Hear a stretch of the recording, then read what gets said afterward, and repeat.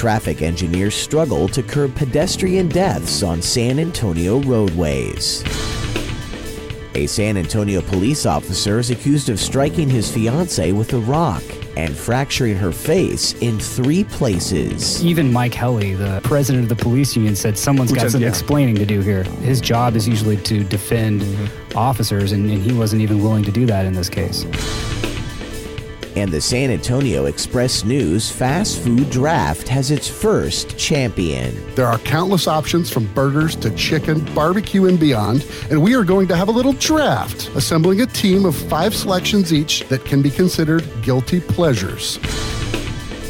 I'm Chance Dorland with your Express Briefing for Wednesday, June 20th. Subscribe to this and other free content at expressnews.com/podcasts. And get each day's top news and sports headlines delivered to your inbox at expressnews.com/newsletters.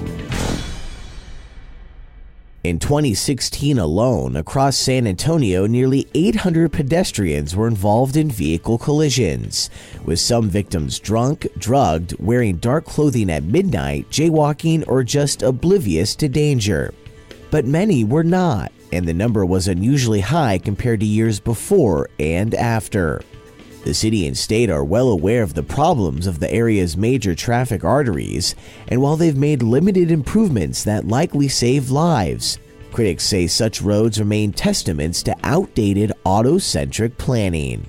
In 2015, San Antonio was the first Texas city to join Vision Zero, an international initiative with the lofty goal of eliminating all traffic fatalities and severe injuries. In San Antonio, the Vision Zero program has been largely directed by the city's Transportation and Capital Improvements Department.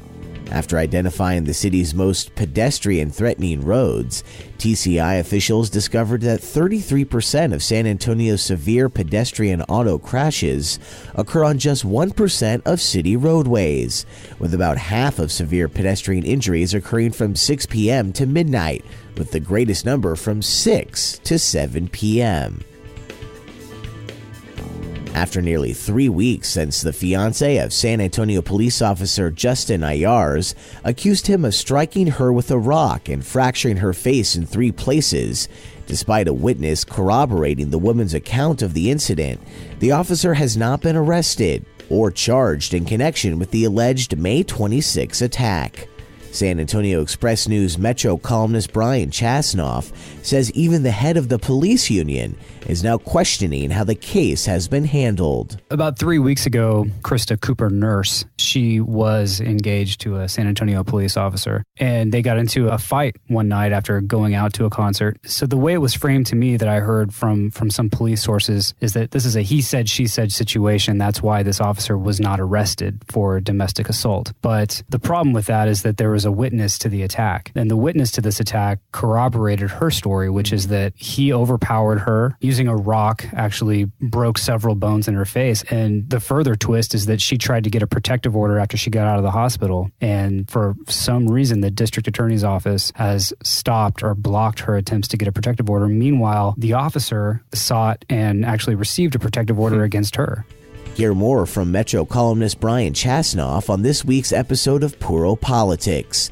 Available for free download in Apple Podcasts, Stitcher, TuneIn, and at expressnews.com/podcasts. State Senator Carlos Uresti says Thursday he will step down from office, noting it's the statesman thing to do now 4 months after his criminal conviction.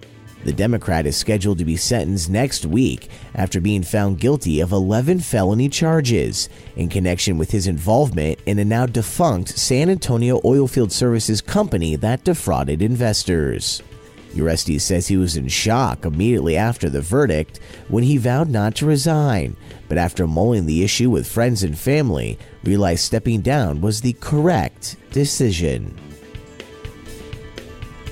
And the first ever San Antonio Express-News fast food draft champion now has bragging rights over his taste team coworkers. We each picked 5 items from established fast food restaurants and rounded up a panel of food experts, acclaimed San Antonio chefs Stephen Bowers of Battalion, Rebel, and Feast, and Jeff White of Tucker's Cozy Corner and Eastside Kitchenette. They came in and judged our teams, but alas, they did come to a consensus on who was the winner. Paul Steven, the winner. My sentimental favorite, and the one that I was in fact familiar with, was the Whopper Jr. from Burger King. I worked there when I was a kid. My second round pick was the first of several contentious selections. We're talking about the fried chicken gizzards from Church's Chicken. My round 3 choice was the always dependable chocolate glazed munchkin from Dunkin' Donuts. You all know you like these. Round 4 was the Wisconsin cheese curds from Culver's. This was an all new one to me. I am not from Culver's country, but come on, y'all, fried cheese. Final pick. This earned me the most grief, not just from these dudes in the room, but the rest of the features staff. What kind of moron would pick the green beans from Bill Miller's barbecue? Well, this kind of moron right here. And this kind of moron. I'm glad you're owning it. Wins contests. Hear the Taste Team's 2018 fast food draft in full during last week's special episode of the TasteCast podcast.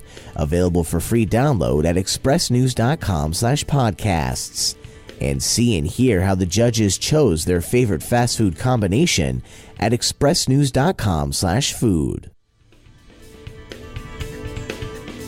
And that's your daily San Antonio Express News briefing for Wednesday, June 20th. Subscribe to this and other free content at expressnews.com/podcasts. I'm Chance Dorland.